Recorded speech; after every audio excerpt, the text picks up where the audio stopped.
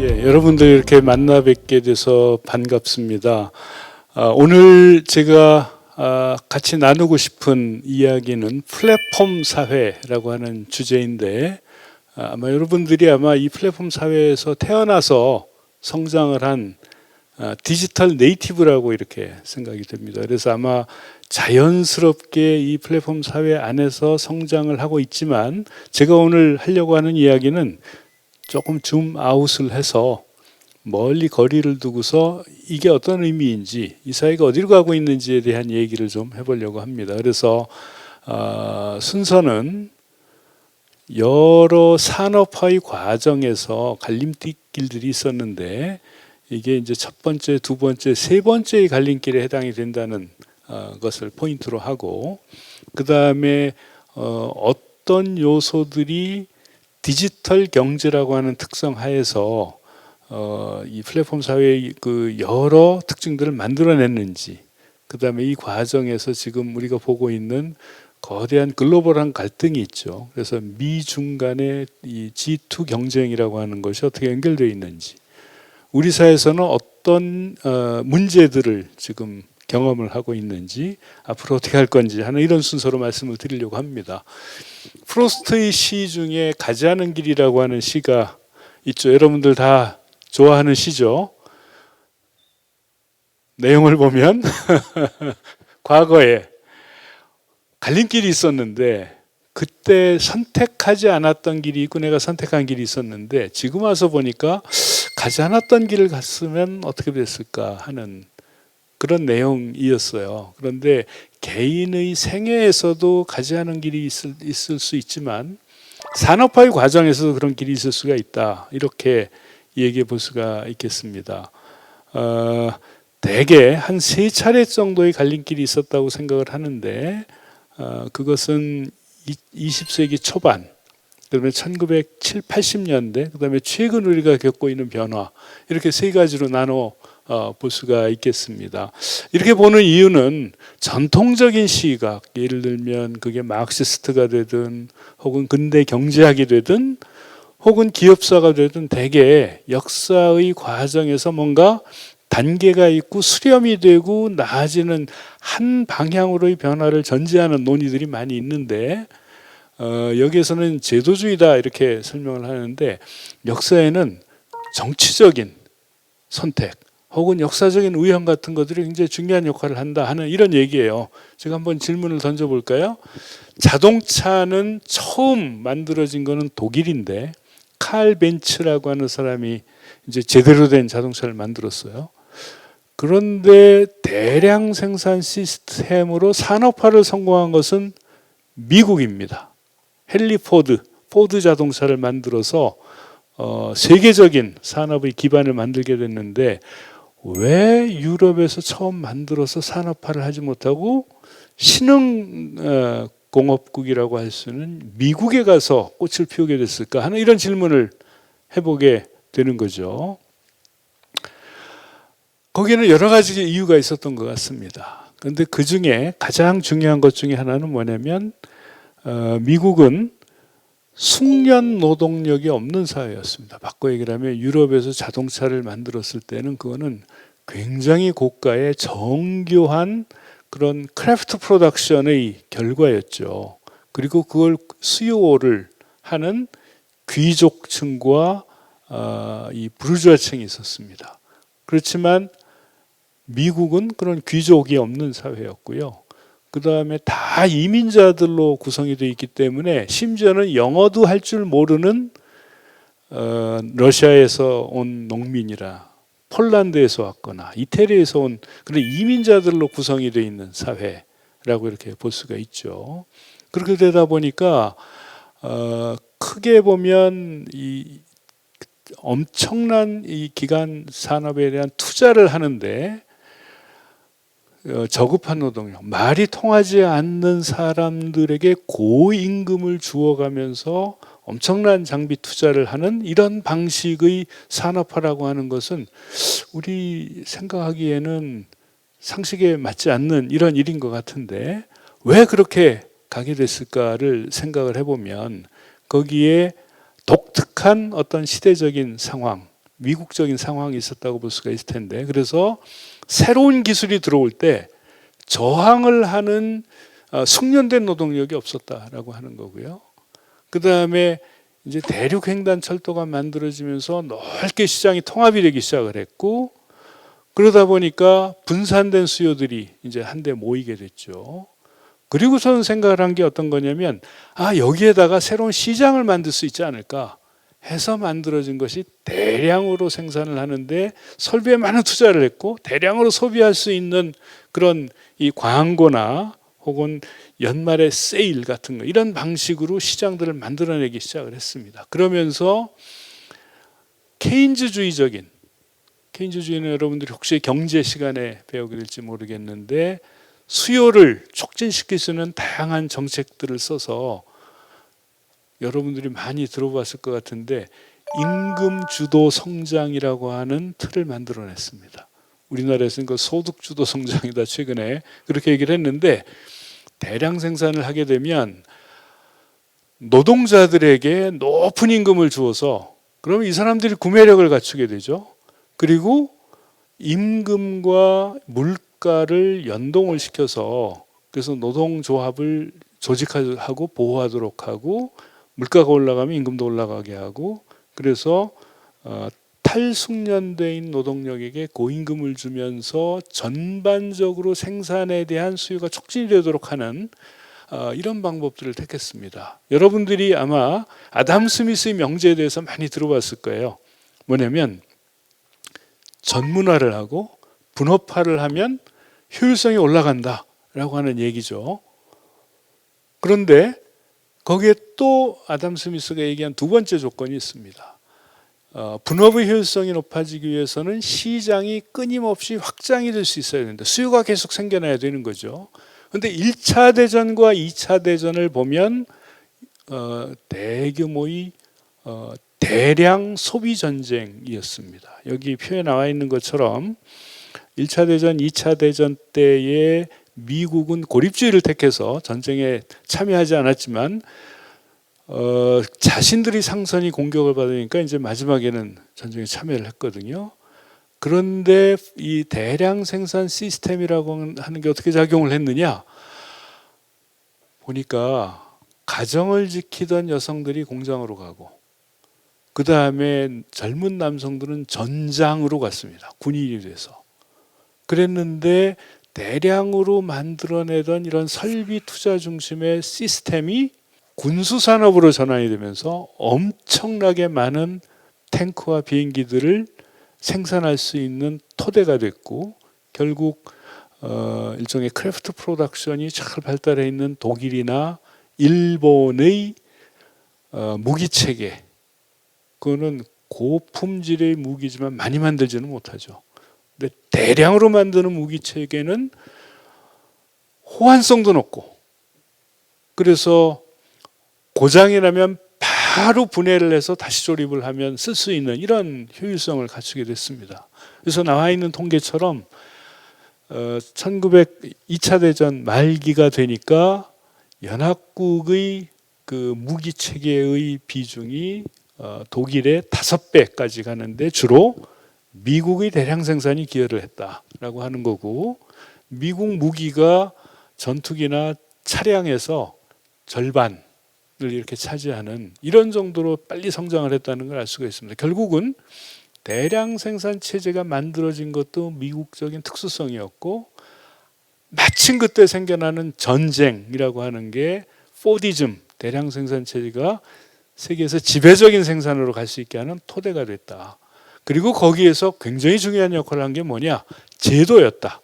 그 제도를 이 디자인을 한 거는 케인즈인데, 그 케인즈가 만들어낸 틀을 한마디로 얘기를 한다 그러면, 여기 나와 있는 것처럼 정부는 계속 이 투자를 하고요, 수요를 촉진을 시키고, 노동자들을 보호하는 여러 가지 법들을 만들고, 그 다음에는 고임금으로 이 수요를 계속 유지할 수 있도록 하는, 그래서 끊임없이 시장이 팽창을 할 수 있도록 하는데, 대신에 경직성이 굉장히 높아지게 됐죠. 임금과 가격이 경직적이 됐는데, 그리고 그 시장을 유지하기 위해서 2차 대전 이후에는 다양한 이 제도들을 만들어냈습니다. 사실 뒤에 앉아 계신 최병일 총장님이 이 분야의 전문가신데 전문가 앞에서 얘기를 하려니까 좀 떨리네요. 2차 대전 이후에 근본위 제도가 달러 중심으로 가게 되면서 미국이 굉장히 중요한 기축통화국이 됐고요. 그 다음에 글로벌하게 이 시장을 만들어낼 수 있는 자유무역 협정들, FTA 같은 것들을, WTO 체제 같은 것들을 만들어내게 됐습니다. 그런데 계속 시장이 무한정으로 팽창할 수는 없죠. 그러니까 70년대, 80년대에 가면 포화가 됐고 거기에서 이제 이 여러 가지 충격들이 주어졌습니다.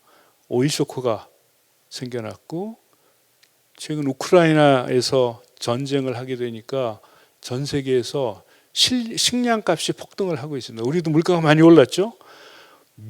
소련 밀의 대부분은 우크라이나에서 생산을 했는데 이 당시에도 거기서 흉년이 들었고 해바라기 씨가 모자라니까 식용유 값이 급등을 하고 해서 원자재 값, 식료품 가격이 올라가고 하면서 이 고정되어 있고 경쟁성이 높은 시스템에 충격이 주어지게 됐고 그게 미국에서는 심각한 불황으로 가게 됐습니다. 이 과정이 탈산업화다라고 얘기를 하는데 여기에 보면 이 그림에 위에 붉게 나와 있는 부분 요거를 프로스트 벨트다 이렇게 얘기합니다. 전통적으로 중후장대형 공장들이 들어서 있는 디트로이트라든지 필라델피아, 피츠버그, 철강, 자동차, 등 기계 이런 것들을 만들던 회사들이 문을 닫기 시작을 했습니다. 그리고 실업자들이 늘어나게 됐습니다. 그러면서 상대적으로 굉장히 미미한 경쟁력을 가졌다고 생각을 했던 일본의 조그마한 오토바이를 만드는 혼다 같은 회사들이 통통거리면서 달리는 자동차들을 만들기 시작을 했는데 당시에 미국 포드 자동차에서 만들던 자동차들은 기름값이 싸고 대량으로 만들고 하니까 대개 8기통 5000cc 정도의 차들을 막 찍어내고 그걸 타고 다녔어요. 그래도 괜찮았습니다. 그런데 이때부터 1000cc짜리 조그만 혼다 자동차들이 기름값이 폭증을 하니까 큰 차는 운행을 하기가 어렵잖아요. 기름 구하기가 어렵잖아요. 그래서 그런 작은 차들이 틈새 시장을 만들어서 들어가고 전통적인 대량 생산 시스템에서 그걸 유지해왔던 고임금, 그 다음에 언어 능력이 떨어지고 굉장히 많은 투자를 한 설비 위에서 간단한 조립 방법들을 포스터를 이용해서 말이 안 통하니까 그렇게 해서 이제 이 조립을 하게 했던 시스템 대신에 일본은 동일한 문화고 학력 수준이 높고 그러면서 총체적으로 서로 협력을 할 수 있는 시스템들이 갖추어지게 되고 하면서 이 틈새 시장들을 공략을 하기 시작을 했고요. 이거를 세이브리나 피오레라고 하는 MIT 교수들은 두 번째의 산업화의 분기점이다. 이렇게 표현을 했습니다. 이 시기에 일본이 어떻게 보면 세계의 이 강대국으로 아주 확실하게 부상이 되는 시기가 됐고 에즈라 보겔 같은 교수는 저펜에스 넘버원이라고 하는 베스트셀러 책을 써가지고 일본에서 배우자라고 하는 이런 얘기들을 하기 시작을 했습니다. 이걸 이제 유연 생산이다 이렇게 얘기를 하는데 거기에서 보면 아웃소싱을 극대화하고 분권화하고 언제든지 사람들이 일을 하는 작업자들이 라인을 스톱을 시켜가지고 공정을 개선할 수 있고 그리고 이 자체 내에 인벤토리를 충분히 갖는 것이 아니라 다 연결을 해서 거의 실시간으로 주문을 받고 그러면 그 차를 조립하는 데 필요한 부품들을 하청 공장으로부터 그냥 실시간으로 배달을 받아서 주문에 따라서 필요한 차들을 한 라인에서 다양한 모델들을 생산하는 이런 시스템들을 갖추게 돼서 just in time 시스템이다 이렇게 불리기도 하고요. 여기 나와 있는 다이치 오노 같은 사람이 그 도요다식 생산 방식을 체계화한 어떤 영웅으로 이렇게 대접을 받고 있습니다. 그런데 21세기에 들어와서 2000년대 이후에 판이 완전히 바뀌고 있습니다. 그걸 우리는 세 번째 갈림길에 들어섰다 이렇게 표현을 할 수도 있을 것 같은데, 거기에는 몇 가지 요소들이 등장을 했기 때문입니다. 첫 번째는 인터넷이 등장한 이후에 모든 것이 다 연결될 수 있는 네트워크 사회가 됐습니다. 그리고 엄청난 데이터들이 축적이 되기 시작을 했고, AI를 이용한 알고리즘을 통해서 이 데이터를 가공을 하고 분석을 하고, 그리고 그걸 가능케 하는 플랫폼 기업들이 생겨나기 시작을 했습니다. 이 관련되는 대표적인 이 책들을 여기 소개를 한 거고요. 이거를 바꿔서 얘기를 하면 우리는 디지털 경제다 이렇게 표현을 하는데, 디지털 기술을 기반으로 해서 이렇게 네트워크, 데이터, 플랫폼 이런 것들이 결합해서 새롭게 만들어진 경제죠. 그런데 전통적인 경제에서는 앞에서 이 포디즘의 예에서 들었던 것처럼 공급 측면에서 규모의 경제가 굉장히 중요한 역할을 했습니다. 그래서 제조업의 효율성, 대량으로 만들고 단가를 낮추고 그래서 대량으로 파는 이런 방식이었다면, 디지털 경제에서는 수요에서의 규모의 경제가 굉장히 중요해졌다라고 하는 거죠. 그걸 네트워크 효과다 이렇게 얘기를 하는데, 대개 우리가 네트워크를 얘기를 할 때는 몇 가지 숫자를 얘기를 합니다. 그 중에 하나가 뭐냐면 창조적인 네트워크가 있습니다. 그거는 여러분들이 소속감을 느끼고 어려울 때 의지할 수 있고 같이 모여가지고 아주 창의적인 브레인스토밍을 할 수 있는 사람들의 숫자가 몇 명일까? 심리학자들의 연구에 의하면 12명이래요. 최후의 만찬을 한번 떠올려 보세요. 뭔가 같이 깊이 있는 토론을 한다 그러면 그 이상으로 늘리면 안 된다. 던바의 넘버라고 하는 것은 여기 나와 있는 사회적으로 친밀성을 유지할 수 있는 숫자. 원시 수렵사회로부터 사람들이 이렇게 규모를 유지를 하는데 150명 정도가 적당했다라고 하는 거죠. 군대로 치면 중대 규모, 전통적인 마을에서의 사람들의 숫자, 혹은 가장 이상적이라고 생각하는 교회의 교인의 수, 이런 것들이 한 150명이다 이렇게 얘기를 하는데, 이거는 대면적인 관계에서의 숫자인데, 메칼프의 법칙이라고 하는 것은 네트워크상에서는 네트워크의 효용은 참여하는 사람의 숫자의 제곱에 비례하게 된다라고 하는 이런 얘기를 하는 겁니다. 그러면 여기서 보시는 것처럼 이 사람 숫자가 증가를 하고 가치가 어떻게 늘어나냐면 기하급수적으로 이렇게 늘어나요. 그런데 우리가 대면 관계에서의 네트워크 효용이라고 하는 건 150명 이상으로 가면 유지가 안 되죠. 그럼 급격하게 격차가 커지게 되는데, 그 부분이 네트워크화되어 있는 초연결사에서는 새로운 가치와 부를 창조하는 원천이 된다라고 하는 이런 의미가 되는 겁니다. 그렇게 되면 어떤 효과가 나타나냐면, 과거에는 연결되지 않았던 사람들을 연결시키면서, 예를 들어서 여러분들이 스마트폰을 혼자 가지고 있으면 아무 의미가 없지만 전 세계의 사람들이 스마트폰을 가지고 있게 되면 누구든지 다 연결을 할 수가 있는 효과가 생겨나고요. 그 다음에 온라인 상에서 과거에는 시장에서 팔리지 않던 굉장히 희귀한 물건들까지도 다 검색을 해가지고 구매할 수 있는, 그거를 우리는 그 롱테일 시장이다 이렇게 경영학에서는, 이렇게 마케팅에서는 얘기를 하는데, 이런 상품들이 다 팔릴 수 있게 되니까 과거에는 대량 생산을 하는 저 블록버스터 영역과 롱테일 영역이라고 하는 것이 딱 분리가 되어 있었다면, 그 중간에 있는 많은 가능성의 영역들이 이게 다 새롭게 시장으로 편입이 되는 이런 변화들을 하게 되고요. 그런 걸 가장 잘하고 있는 게 알리바바 아닐까. 알리바바의 이 카메라 부품 중에 조그마한 균형추 같은 거를, 이런 걸 파는 데가 있을까 해서 검색을 해봤더니 1달러도 안 되는 걸 팔고 있더라고요. 그래가지고 주문을 했더니 잊을만 하니까 우편으로 배달이 됐어요. 그런데 전 세계에 그렇게 흩어져 있는 수요들을 다 이렇게 통합을 해가지고 팔게 된다면 과거에는 없던 시장이 만들어진다라고 하는 이런 의미가 되고요. 그 과정에서 플랫폼은 어떤 역할을 했느냐?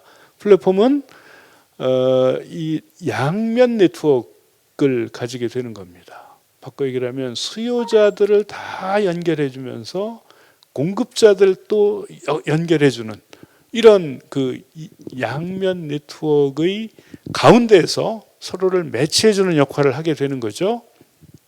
그러는데 거기에는 몇 가지 유형이 있습니다. 제일 바닥에 있는 게 일종의 기축 플랫폼이라고 할 수 있는 것들인데 글로벌하게 보면 빅테크에 해당되는 구글, 페이스북, 아마존, 뭐 애플 이런 것들이고요.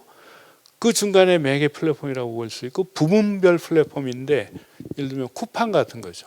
쿠팡이나 혹은 배민이나 이런 것들은 기존의 플랫폼 위에 기반을 하면서 특정한 상품과 영역, 우버라든지 뭐 혹은 에어비앤비라든지 이런 것들이 다 거기에 해당이 되는 거라고 볼 수가 있습니다. 문제는 이런 플랫폼화라고 하는 것이 경제적으로만 변화를 시킨 것이 아니라 사회적으로도 굉장히 많은 변화들을 가져오고 있는데 반 딕이라고 하는 네덜란드 학술원 회장인데 이분은 이거를 플랫폼 사회라고 정의를 했습니다. 글로벌한 온라인 플랫폼에 의해서 그 사회와 경제의 흐름이 다 조절이 되는 사회라고 봤는데 그중에 세 가지 중요한 메커니즘을 얘기를 했습니다. 첫 번째는 모든 것이 데이터화된다. 데이터로 만들어지고 여러분들이 거기에 어디에 가입을 하면서 쓰기도 하고요. 그래서 제공을 하는 거죠. 그 다음에 통화를 하거나 어디를 다니거나 혹은 뭐 소비를 하거나 하면 그 기록들이 다 흔적으로 남게 됩니다. 그래서 모든 것들이 데이터로 저장이 되고 그게 새로운 가치를 만들 수 있게 되는 과정, 데이터화고요.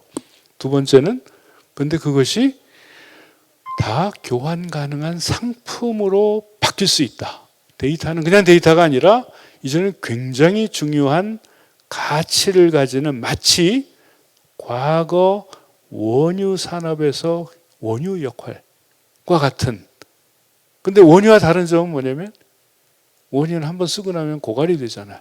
데이터는 점점 많아져요. 쓰면 쓸수록 더 많아지고 고갈이 되지 않는다. 그 다음에 세 번째 중요한 것은 큐레이션입니다.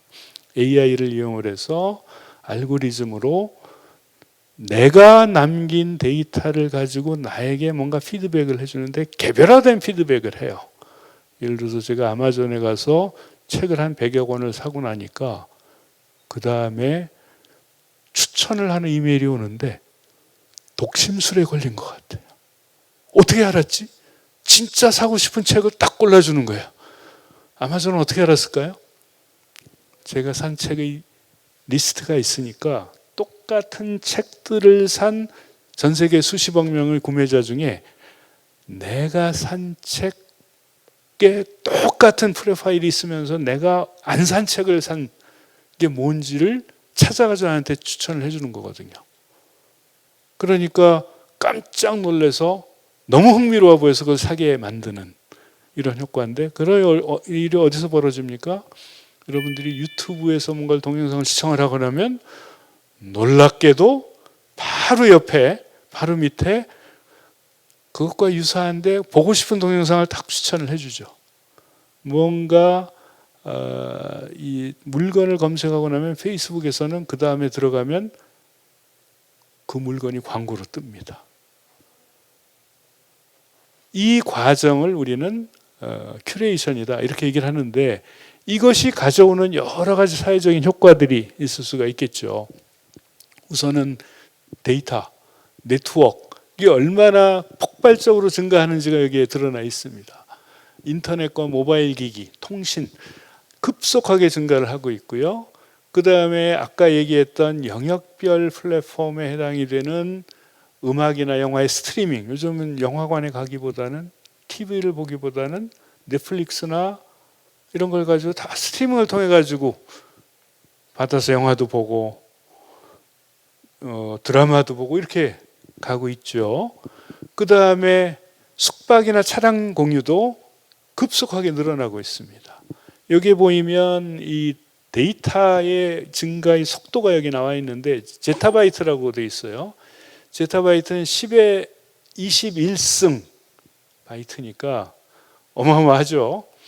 그런데 거의 폭발적으로 증가하고 있는 것을 알 수가 있습니다. 거기에 보태서 스마트폰이 보급이 되기 시작하면서 이 안에는 과거 우리가 인류가 경험하지 못했던 어떤 새로운 장들이 여기에 담겨 있게 되는데 대표적인 이게 플랫폼이죠.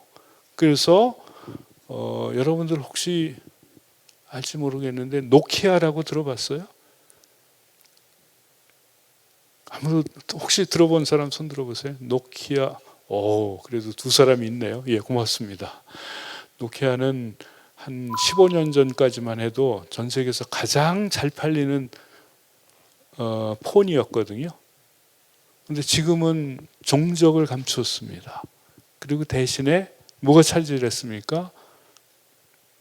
애플, 삼성, 갤럭시 이런 것들이 지금 다 차지를 했죠. 특징은 과거와 같은 이런 폰이 아니라 스마트폰이 됐다라고 하는 거고요. 스마트폰이라고 하는 기기 안에 플랫폼의 여러 기능들이 다 들어가 있기 때문에 스마트폰을 가지고 놀고 그 다음에 그걸 가지고 검색을 하고 내비게이션을 쓰고 하면서 이제는 여러분들은 스마트폰이 자연스럽게 신체 일부가 됐다라고 느끼게 되는 거죠. 그래서 보면 엄청나게 빠른 속도로 정보를 검색을 하고 축적을 하고 하면서 늘 새롭게 뭔가를 찾아나갈 수 있는 탁월한 능력이 생겨나기도 하죠.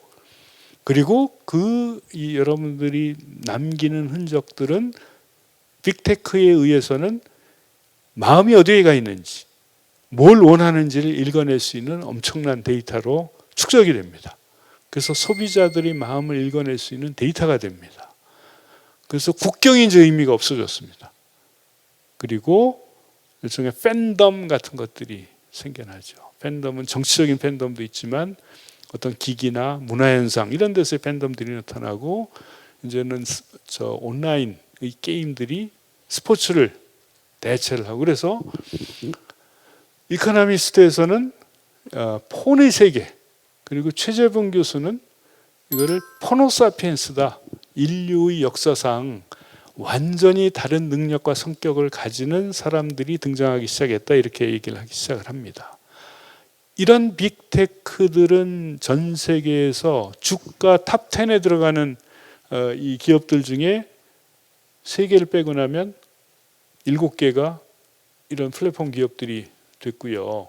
그 다음에 최근의 성장률을 보면 엄청나게 빠른 속도로 성장을 하고 있습니다. 그러면서 동시에 여러 가지 긍정 부정 효과들을 보여주고 있는데 대표적인 것이 플랫폼화됐기 때문에 과거에는 상상할 수 없었던 일들이 가능해졌습니다.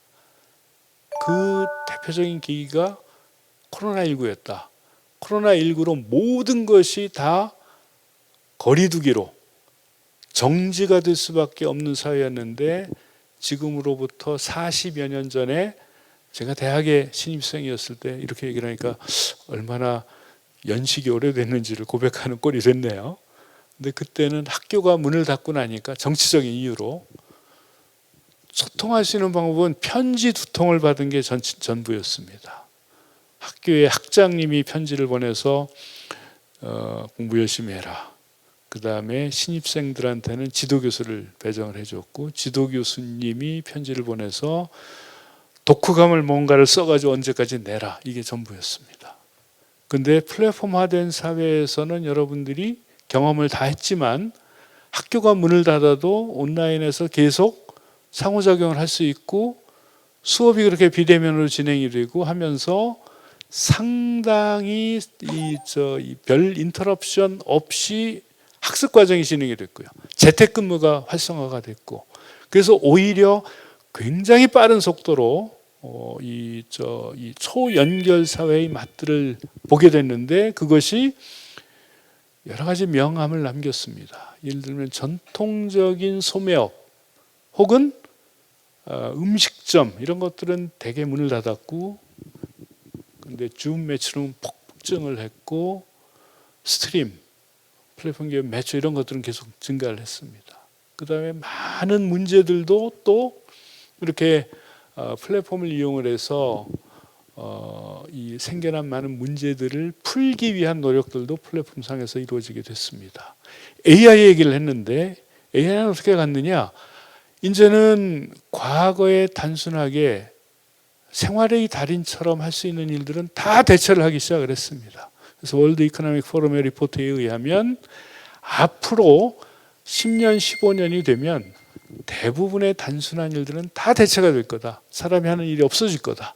그런 것들이 대부분 어디에 해당이 되는 거냐라고 하면 외우는 것, 데이터를 숙적을 하는 것, 이런 것들은 대부분 AI에서 대체가 될 텐데, 대표적인 것들이 어떤 것들이냐 그러면 예를 들면 많은 판례를 분석을 하는 거, 어카운팅에 대한 거, 지금 현재 가장 인기 있는 자격증을 필요로 되는 일들이 더 창의적인 일들만 남고 이런 것들은 대체가 될 거다, 이렇게 얘기를 합니다. 근데 왜 중국이냐? 이 과정에서 우리가 주목을 해야 될 거는 갈림길이라고 했잖아요. 산업화의 갈림길에서 중국이 국가적인 어떤 자극으로 새로운 어떤 도약을 시도를 하게 됐는데, 계기는 이세돌과 알파고의 대국이었습니다. 이걸 보고 우리는 재미있어 했는데 중국은 스푸트니크 쇼크와 같은 걸 받았다라고 얘기를 합니다. 2016년에. 스푸트닉은 소련에서 먼저 쏘아올린 우주선이죠. 유리 가가린이라는 우주인이 지구 위에 우주에 떠서 사진을 보냈습니다. 미국에서 충격을 받았습니다. 그래서 그 이후에 교육 시스템을 다 뜯어고치고 케네디 대통령이 달나라는 우리가 먼저 하겠다고 선언을 하고 해서 미국이 엄청난 혁신을 하는 계기가 됐는데, 중국이 그렇게 한 거예요. 그렇게 하다 보니까 전 세계에서 찾아볼 수 없는 완벽한 플랫폼 사회로 가게 됐습니다. 휴대폰 시장이 제일 크고 온라인 시장도 굉장히 큽니다. 그 다음에 빅테크, 그 다음에 데이터들이 풍부하고요. 외부로부터는 만리 방화벽을 쳐서 미국의 빅테크들이 오지 못하도록 하는 내부 시스템을 갖춰 나갔습니다. 어느 정도까지 갔느냐? 크레딧 카드를 건너뛰었어요.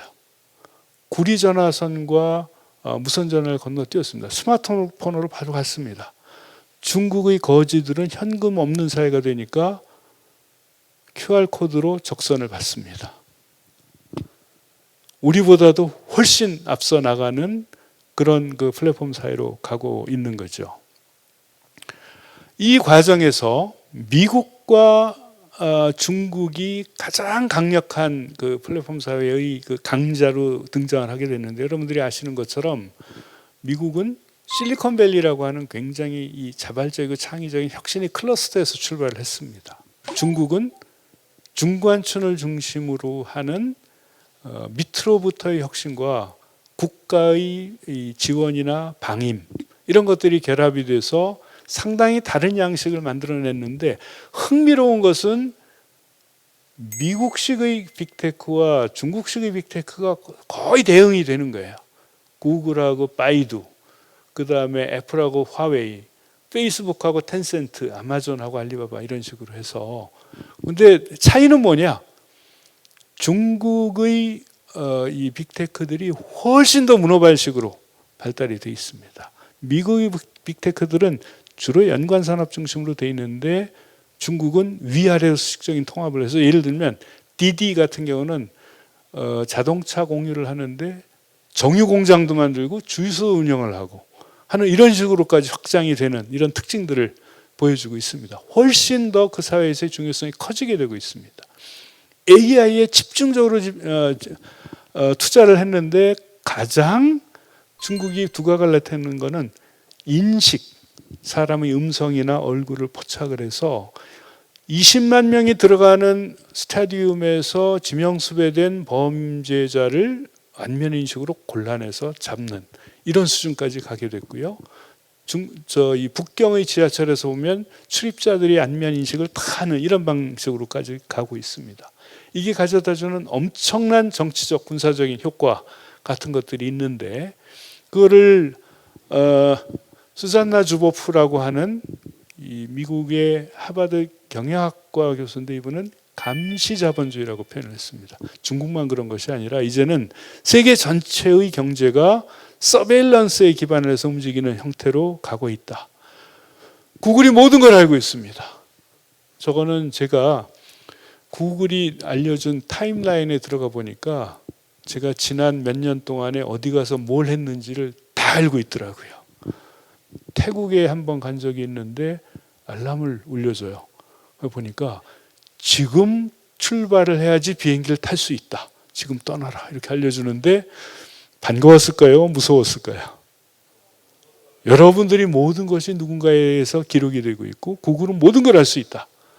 더 많은 걸 알 수 있는 것은 중국이다. 중국의 8개 플랫폼 기업들이 모든 인민들의 일상생활을 기록을 해서 그걸 뭘로 만들었느냐면 사회 신용 시스템이라는 걸 만들었어요. 900점에서 300점까지는 나누고 900점이 되면 여러분들이 900점이 되면 북경대학도 입학할 수 있고 유학도 갈 수 있고 공무원이 될 수 있습니다. 300점이 되면 은행에서 돈을 빌릴 수 없고 크레딧 카드 발급이 안 되고 고급 호텔에 출입이 안 되고 고속철도를 못 하게 됩니다. 사회적으로 완전히 고립되는 이런 방식의 평가 시스템을 만들어서 운영을 합니다. 북경에서부터 이렇게 하고 있습니다. 그런데 흥미로운 거는 중국의 인민들이 대부분이 찬성을 해요. 왜 그럴까? 이제 궁금합니다. 개발자, 구글의 기욤 살로라고 하는 엔지니어가 유튜브는 독이 든 음식도 내주는 식당이다 이렇게 나중에 고백을 했습니다.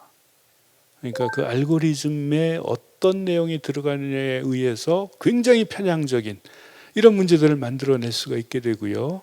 그거를 한동대 손하철 교수는 하이퍼리드라고 하는 개념으로 표현했습니다. 하이퍼링크는 클릭을 하면 건너뛸 수가 있죠. 옛날에는 한 페이지 한 페이지 넘기면서 알던 지식을 클릭해서 넘어갈 수 있는데, 앞에서 얘기한 알고리즘에 대한 추천이라고 하는 것은 내가 뭔가를 검색하고 나면 그 다음에 너 또 알고 싶은 건 요거 아니야? 라고 제안을 해주는 거죠. 그래서 그걸 따라가다 보면 내가 모든 걸 알고 있는 것과 같은 환상에 사로잡히게 되는데, 그 알고리즘은 일종의 필터 버블 같은 것들을 가지고 있기 때문에 자기가 가진 그 알고리즘의 편향성을 인식하지 못하면서 이걸 전체라고 생각을 하게 되는, 그게 최근에 심각한 사회적인 양극화나 혹은 이 혐오, 진영 논리 이런 것들로 가고 탈진실 시대로 가게 하는 이런 원천이 되고 있다. 동전의 양면이 다 있는 거죠.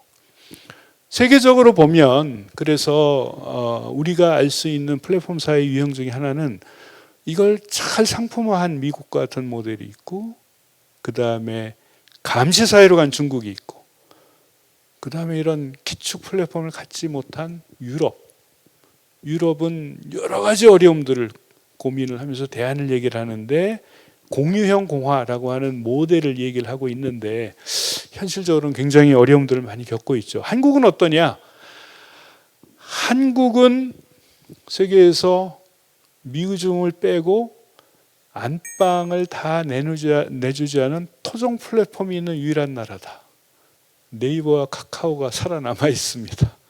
그래서 세계에서 가장 초연결로 되어 있는 나라이면서 미국과 중국이 지배하고 있는 세상에서 유일하게 조금씩 자국 플랫폼을 가지고 있는 거고요. 미국식 사이트는 다 미국 이 플랫폼이 차지하고 있고, 중국은 완전히 중국이 차지하고 있습니다. 일본이나 독일을 보니까 자기 플랫폼이 별로 없어요. 그래도 한국은 네이버 다음 카카오, 쿠팡 뭐 등등 이런 것들이 남아있는 사회다. 핵심은 뭐냐? 결국은 데이터를 가지고 앞으로 어떻게 발전을 시키느냐 하는 문제인데, 데이터는 이 양면이 있죠. 긍정과 부정의 측면이 있습니다. 긍정적인 측면은 새로운 산업화와 그다음에 이 기업의 성장과 더 많은 효율적인 정보를 이용한 거버넌스의 증대와 등등 이런 것들을 가지고 있는 반면에 잘못하면 범죄나 혹은 독점의 대상이 될 수도 있어서 이걸 어떻게 잘 유지하느냐. 이제는 자본주의 자체가 과거의 노동 토지 자본이라고 한다면 이제는 노동은 다 액화가 되고 토지는 온라인으로 들어가고 메타버스가 중요해지고 데이터가 자본이 되고 하는 이런 사회로까지 가고 있다. 한국은 완전 개방형이고 세상을 지배하는 미국형도 아니고 완전 통제하는 중국형도 아니고 독특한 조건을 가지고 있는데 그 안에서 많은 갈등들이 나타나고 있는 걸 여러분들이 아시죠. 타다 갈등, 아시죠? 새로운 형태의 산업이 등장을 하니까 구산업, 골목 상권과 충돌을 하면서 많은 갈등들이 생겨나고 있습니다. 몇 가지 갈등이 있는데 첫 번째는 글로벌 빅테크하고 국내 플랫폼 기업 간에. 그런데 정부는 빅테크에 말하자면 동네 조폭한테는 얘기를 못하는데 집에 장남한테는 착하게 살라고 야단치는 것 같은 규제를 하고 있습니다. 왜 그렇습니까? 시대가 바뀌었는데 규제의 제도는 여전히 옛날 걸 가지고 있기 때문에 그렇습니다. 그 다음에 빠르게 등장하는 빅테크, 플랫폼들이 전통적인 산업하고 여러 곳에서 충돌하는데 그 중에 하나가 뭐냐? 이 전문직, 타다 이외에도 의료, 세무, 부동산 중개 등등 이런 데서 곳곳에서 충돌을 일으키고 있습니다. 우리가 가야 되는 곳은 그냥 결론적으로 좀 말씀을 드린다면 아마 이런 것 같아요. 전통적으로 우리가 만들어 나간 규제들이 규제의 내용과 그 다음에 맥락으로 보면 기술을 얼마나 사람들이 알고 있는지 얼마나 이 규제의 의지가 있는지 지키려고 하는 이해관계가 얼마나 분명한지 이런 것들로 놓고 보면 규제가 필요한데 안 하는 거 이건 공백이죠. 그 다음에 하면 안 되는데 너무 강하게 하는 거 이건 규제의 과잉이죠. 불일치를 줄여나가는 것 그것이 우리가 이 세계에서 보면 굉장히 중요한 제3의 길을 갈 수 있는 조건을 갖추었다라고 볼 수가 있을 텐데 G2 간의 갈등 속에서 일본, 인도, 유럽, 동남아 이런 데들은 우리하고 비슷한 고민을 해요. 근데 우리는 다행히 자체 플랫폼이 있어요. 그래서 이걸 기반으로 하는 혁신과 데이터에 대한 관리, 거버넌스, 그 다음에 이 발전의 전략 같은 것들이 G2와는 다른 방식으로 제3의 길을 택하면서 한국이 미래를 개척해 나갈 수 있는 토대가 될 수 있다. 여러분들이 겪고 있는 이 플랫폼 사회가 앞으로 여러분들이 성장을 하게 되면서 우리 사회에서는 새로운 기회, 새로운 산업화의 계기가 될 수 있는 방향이 있을 것이다라고 하는 생각을 하면서 강의를 마치겠습니다. 고맙습니다. 그 비트코인이라는 게 지금 새로운 화폐로 생겨나고 있잖아요. 그런 화폐를 이런 디지털 플랫폼의 사회에서의 화폐로 인정할 수 있는지를 물어보고 싶어요. 왜냐하면 그 비트코인이라는 게 이제 한 사람의 말에 의해서도 가격의 화폐가 이렇게 화폐의 가치가 유동적으로 계속 변하고 있는데 그런 화폐를 과연 이런 디지털 플랫폼 사회에서 화폐로 인정할 수 있을까요? 비트코인 아주 좋은 질문이에요. 비트코인은 블록체인 기술에서 특수한 형태로 이게 화폐화된 거라고 볼 수 있을 텐데 더 중요한 거는 그 코인보다 그런 코인을 유통하게 만들 수 있는 기술적인 인프라가 깔리고 있다는 것이 더 중요하고요. 지금 현재의 코인은 굉장히 불안정하고 제도적으로 문제가 많다고 생각을 해요.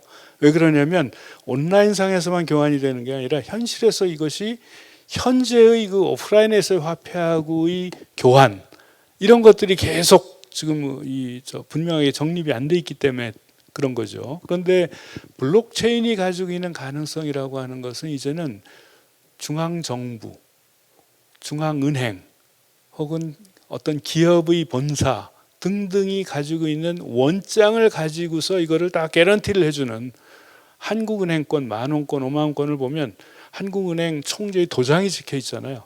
이거는 지불을 개런티한다라고 하는 도장인데 블록체인의 기술이 확산이 되고 나면 그런 도장이 필요 없는 사회가 되는 거죠. 어떻게 보면 아나키스트들이 꿈꾸었던 가장 평화로운 무정부 상태를 가능케 하는 기술이 될 수 있다. 이런 관점에서 보면 그것이 만들어낼 수 있는 최종적인 어떤 형태의 안정적인 코인은 있을 터인데 지금은 그건 아니다 라고 하는 생각을 하게 되고요. 그 다음에 블록체인 기술 얘기가 나왔으니까 그것이 실현 가능한 방식은 가장 포괄적이고 근본적인 방식으로 세상을 바꾸는 방법에서부터 부분적이면서 어떤 특정한 분야에 응용될 수 있는 부분까지 다양한 베리에이션이 가능할 거다. 그렇지만 그게 지금까지 우리가 익숙했던 것과는 완전히 다른 사회를 가능케 할 수 있다. 저는 그렇게 생각을 합니다. 일단 플랫폼 사회에 나타날 수 있는 현상 중에 하나로 독점이 있다고 알고 있는데 독점을 굳이 해결해야 되는지, 왜냐면 독점도 긍정적인 역할이 있잖아요. 그걸 굳이 해결해야 되는지, 그리고 해결하다면 정부의 규제에 의해서만 해결될 수 있는 건지, 시장 원리에 의해서 경쟁자들이 생겨나면서 해결될 수 있는 건지 궁금합니다.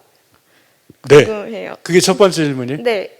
예, 또 두 번째는? 두 번째는 아까 중국식 평가 시스템을 이야기하셨는데 중국식 평가 시스템이 전 세계 중국이 약간 독특한 그런 사회 구조를 가지고 있다고 생각을 하고 있는데 그런 시스템이 중국뿐만이 아닌 전 세계적으로 확산이 될 수 있을지 궁금합니다. 예, 두 가지 다 너무 좋은 질문을 해 주었습니다. 첫 번째에 대한 대답은 이래요. 이 네트워크의 어떤 양면 네트워크를 플랫폼이 중계를 한다라고 하는 거는 자연 독점이 발생을 한다는 거죠. 그래서 많은 사람들이 그 플랫폼을 이용할수록 연결될 수 있는 가능성을 높여주기 때문에 그게 독점이지만 또 동시에 수요자나 공급자의 효용을 다 높여주는 효과가 있죠. 그래서 전통적인 독점과는 완전히 다르다라고 하는 게 제 생각입니다. 다만 문제가 되는 건 어떤 거냐 라고 할 때 그러면 플랫폼이 일종의 심판의 역할을 잘 할 수 있으면 좋은데 심판의 역할을 넘어서 자기가 선수로 뛰기 시작한다. 예를 들면 아마존에서 했던 건 뭐냐면 아마존의 상품들이 가게들이 입점해서 좋은 상품들을 많이 전시를 하고 그걸 사가잖아요.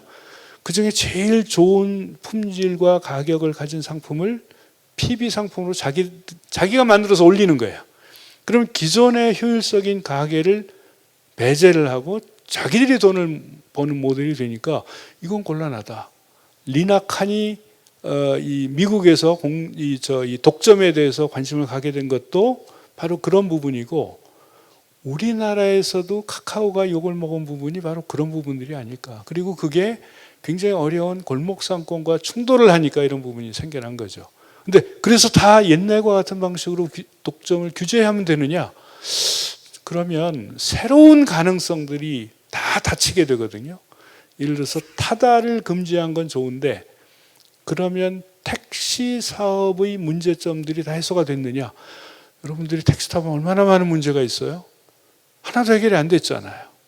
그러니까 한편으로는 새로운 혁신적인 사업을 하되 기존 사업에 참여하고 있는 인력이 피해를 받지 않도록 혹은 피해를 최소화할 수 있도록 안전망을 깔면서 새로운 기회가 더 많은 고용과 더 많은 가치를 창출할 수 있도록 이렇게 적극적으로 만들어 나가는 과정이 필요한데 우리가 지금 제일 우려를 하는 것은 일종의 규제 포획이죠. 규제 포획은 앞에서도 얘기를 했지만 확실하게 자기 이익을 손해를 보는 소수와 그 다음에 많은 불특정 다수가 소소한 이익을 보는데 이게 총액이 더 많은 경우 그럼 어디로 가겠습니까? 목소리가 높은 소수의 반대 목소리가 규제를 그쪽 방향으로 끌어가겠죠. 그럼 사회 전반적으로는 발전은 더뎌지게 되는 우리가 타다에서는 그런 경험을 했다고 생각을 하는데 그러려면 약간 그 기존의 규제와는 다른 방식으로 갈 필요가 있지 않을까 하는 이런 생각을 해보고요. 두 번째도 굉장히 중요한데 앞에서 그렇게 얘기를 했죠. 경제 성장이나 기술의 발전이라고 하는 것은 자연스럽게 되는, 기술이 결정하는 것이 아니다. 제도나 사람들의 인식이나 문화가 굉장히 중요하다. 이렇게 얘기를 했는데, 똑같은 플랫폼 사회지만 중국이 만들어낸 시스템, 이거는 엄청난 권위주의와 국가주의와 결합을 해서 정말 완벽한 조지 오웰의 1984년과 같은 모델로 지금 근접하고 있고, 그 다음에 다른 한쪽에서는 미국 같은 경우에는 국가가 나서지 않았지만 빅테크 기업들에 의해서 시장이 완전히 독점이 되는 상태로 이렇게 가고 있죠. 그러면 결국 남는 게 뭐냐? 어떤 가치로, 어떤 제도를 만들어서 이것이 잘 선순환할 수 있도록 조정하고 통제할 수 있느냐가 관건이다. 예를 들면 우리도 이미 그런 기술을 다 가지고 있습니다. 코로나 때 이태원에 밤늦게까지 모여서 이 술을 마시고 춤을 추던 사람들이 그 시간대 2만 명이라는 걸 정부에서 다 알고 있었고요. 다 연락을 하지 않았습니까? 우리도 기술을 다 가지고 있죠. 그래서 중요한 게 뭐냐? 결국은 주권의 문제입니다. 중국은 완벽한 데이터의 국가 주권을 가지고 시민들이 데이터 주권을 완전히 빼앗아 버린 사회거든요. 유럽은 국가의 데이터 주권이 없어요. 시민들은 주권을 지키기 위해서 노력을 합니다. 한국은 부분적인 데이터의 국가 주권을 가지고 있고, 그 다음에 시민 주권에 대한 인식들이 싹트기 시작을 하면서 한편으로는 개인의 데이터 주권을 지키면서 다른 한편으로는 이걸 어떻게 잘 활용할 수 있을까 하는 쪽으로 지금 발전이 되고 있죠. 예를 들면 금융, 핀테크 같은 데서 지금 많은 발전들이 이루어지고 마이데이터라고 하는 시스템을 갖추게 됐어요. 그래서 여러분들은 아직 통장이 관리해야 될 통장이 많지는 않죠. 근데 이제 통장들이 많아지면, 그래서 토스라든지 혹은 이 비슷한 유형의 앱들이 개발이 되기 시작을 해서 여러분들이 허용만 해놓으면 여러분들이 모든 금융 어카운트들을 다 통합을 해서 그 안에서 거래도 가능하고 투자할 수 있는 곳, 예금 이자율이 더 높은 걸 찾아갈 수 있게 하는 것, 이런 것들을 다 가능케 하거든요. 문제는 그걸 내가 활용하는 건 좋은데 누군가 날 다 들여다봐가지고 내가 어디가 치료했는지, 어디로 움직였는지, 무슨 생각을 하고 누가 통화했는지를 다 알 수 있다. 그럼 무서운 사회가 되겠죠. 그 가능성을 차단하면서 내 활용성을 높일 수 있도록 하는 제도를 만들어 나가는 거.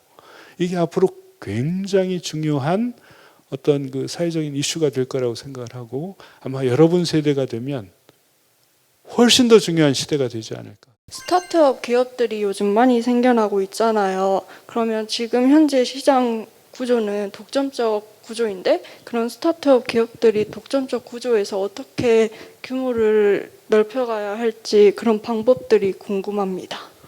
네, 사회학자가 대답하기에는 굉장히 어려운 질문을 해주었는데, 스타트업 굉장히 중요한데, 스타트업이 완전히 기존의 산업과 무관하게 시작할 수도 있고 연관이 되어서 스핀오프를 할 수도 있는데, 예를 들어서 중국의 중관촌이나 혹은 그 실리콘밸리 같은 경우에는 굉장히 넓은 생태계가 돼 있고 다양한 시도를 하는, 그래서 성실한 실패를 해도 다시 시도할 수 있는 이 인프라와 분위기가 돼 있기 때문에 정말 스타트업들이 모여서 헛간에서, 마구간에서 시작을 해서 차고에서 시작을 해가지고 힐레패커드나 뭐 우리가 아는 대부분의 이 기업들이 그렇게 시작을 해가지고 큰 거죠.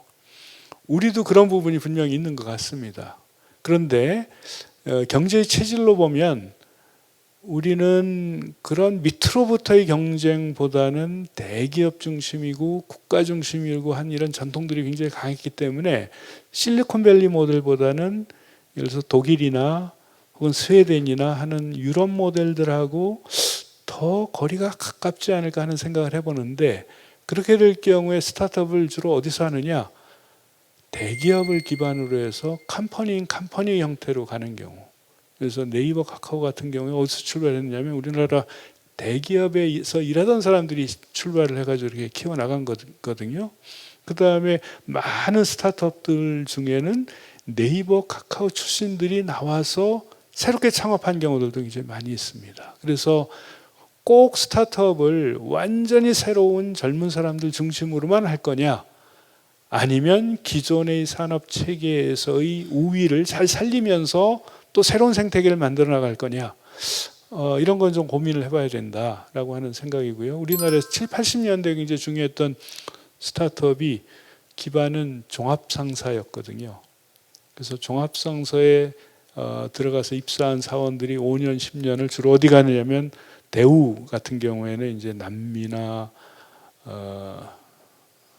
동유럽이나 아프리카 같은 이머징 마켓에 가서 사업을 하다가 연륜이 쌓이고 경험이 쌓이고 자원이 모아지고 네트워크가 확장이 되고 하면 스핀오프를 해가지고 스타트업을 하고, 그랬던 분들이 우리나라의 지금 중소기업의 대표가 돼 있고, 제가 속해 있는 사회학과의 동창회장으로 발전기금을 많이 내는 분들도 다 그런 분들이 많더라고요.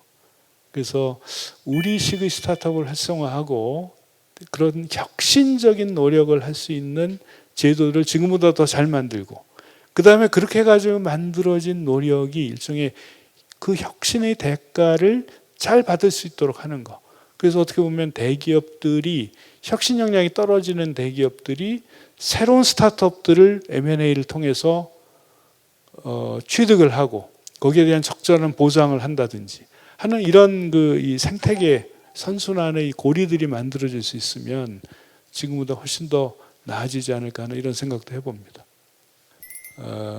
앞으로 어떤 세상을 뭘 하면서 살아갈지가 대학 입시에서 좋은 성적을 받아서 수능해서 어느 대학을 갈지 못지않게 훨씬 중요하다라고 생각을 합니다. 그 꿈은 어디에 있느냐면, 꿈은 한계가 없어요. 자기가 그리는 만큼 키울 수가 있습니다.